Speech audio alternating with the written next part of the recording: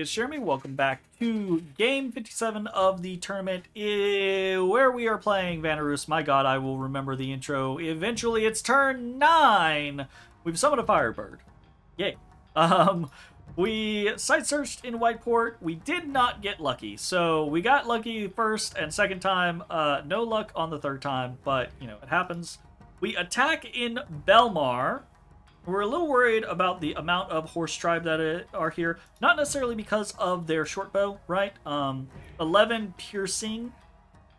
Right? Piercing reduces the armor value by 15%, but 11 versus, what is that going to be? That's like 15, right? 11 versus 15 still weighted fairly well towards our Herdmen. Even if they get hit, they're probably not going to get killed unless it's a super roll, and that hit's going to make them berserk, so we should be fine. What's more concerning is the Lance. The Lance is piercing and 13, but also gets a charge bonus for first strike, so going to get a little bit of their strength added to it with the whole light lance thing. It's like half strength.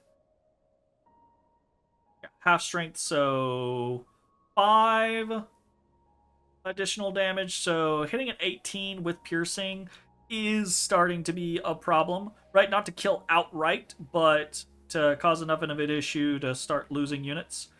So we get a little bit of a weird situation down here, but the northern portion gets chopped to shreds, which is about what we would expect. Get him! Don't let him flee! Oh, he got away. We lose 6 Herdmen and 1 Berserker, which sucks, right? Losing 7 out of your 34 units is not great, but overall, not the worst thing in the world. You know, could have been worse. We can still expand with that. And we did succeed in buying the archers in white. So let's take a look at what we've got going on this turn. It's turn 9. We are hopefully expanding into 3 provinces this turn, right? Up in Gentle Woods, we've got the archers in white, 29 archers, some skin shifters, and some huskarls. We got a little bit of a weird formation. Basically, we've got the archers all on fire, and we've got our melee units on hold and attack closest. We are hoping... They're sitting at 80. They were 40, they were 70, now they're 80. Probably they're going to be in the 60 to 70 mix. We're hoping to kill 10 plus of them with our archers before they reach us. And it's after that it becomes a slugfest, and we cross our fingers and hope that they don't slug harder than we do and that they rout early, because otherwise this is probably going to get very ugly. And we don't like it. So, fingers crossed in Gentle Woods. I'm not feeling great about it, but we'll probably win.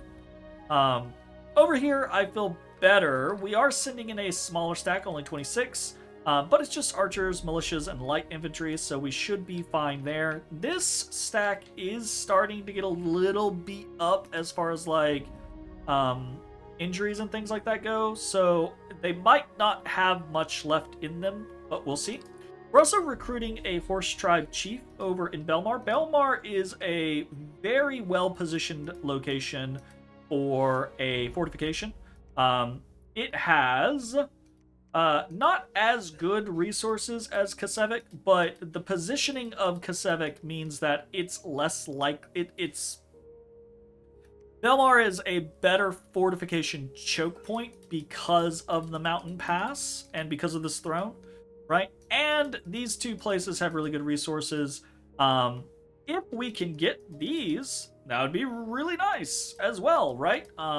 Even if we can get Dharma, right? I considered going straight across to Dharma. This is a little greedy, right? So in theory, Satis is right here, so this is 1, 2, 3 away from their capital. But it's still only 1, 2, 3 away from my capital. So it's the scenario of... This is kind of like the contested piece. Same for like White Waste. Like these are like the contested lands. So if we can get that, that would be really cool. If we can't, it is what it is. We can see that our Dominion is kind of pushing up against something else here. Same up here, right? So we've our Dominion has exploded and is about to not go anywhere else for a very long time, very likely. We're also moving down into Sod Earth with a stack of Herdmen. I'm not super worried about this at all. This Ivanmore has kind of fluctuated a lot, so I'm hopeful that both of these are going to be relatively easy. We take Sod Earth, we take Ivanmore, we lose a turn coming up here, we hit, these three. We might have to like reinforce, but that also depends on what's going on up here and over here. So fingers crossed that these expansions go relatively well. Continuing to recruit sages, Herdmen, continuing to recruit heavy cad here. We already have 2, so trying to get a small stack moving along. Continuing to move around and site search with both of our sages. And that's mostly it. We're building a temple in Sylvania. We've got extra money because of that weird server no recruitment situation that we had last turn. So I've been trying to keep an eye out on fucking perks to buy, and obviously, right, like I'm looking at other indie recruitables a lot. But the only really good things that we have are the heavy cab. Potentially... So, Vanarus has no native stealthers except for the Oathbound. And we can only get 1 a turn. And then we don't have a bless for them. So, it's not very good. So, likely, that's not going to be great. I've been kind of on the lookout for some sort of stealthy unit, but the only stealthy units we have are the Atavis, and they're really not good. They're really not good, but 50 of them maybe does enough, right? Enough sticks and stones and enough arrows to squish 6 PD.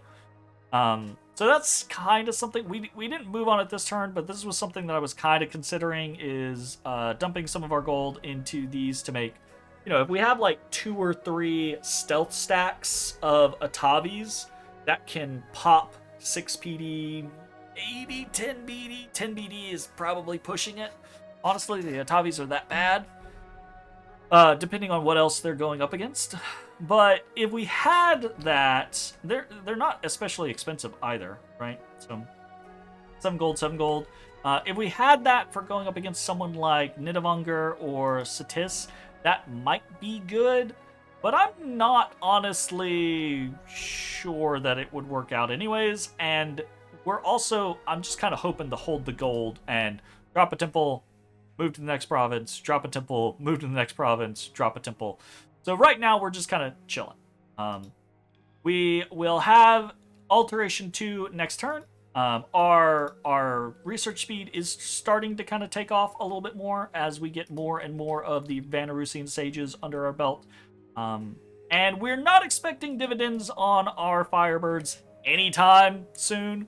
But once we get to like 10, 20, maybe we'll start getting the random event. They're only 2% bringer of fortune, so roll a d100. If you get a 1 or a 2, you get an event, right? So you kind of need a lot of them. I believe that's the basic functionality. There's probably something more extreme going on with the event checks in them, but that's the general gist as far as I'm aware. So probably not going to see anything from them for a little while, but fingers crossed. Oops. That's it. That's the long and short of it. Thank you for watching. We'll see you next time. Bye-bye, everybody. Hey everybody, thanks for watching. If you enjoyed the video, consider leaving a like, commenting, or subscribing. It really helps me out. If you'd like to see me live, head over to my Twitch at twitch.tv/thedistanthorizon.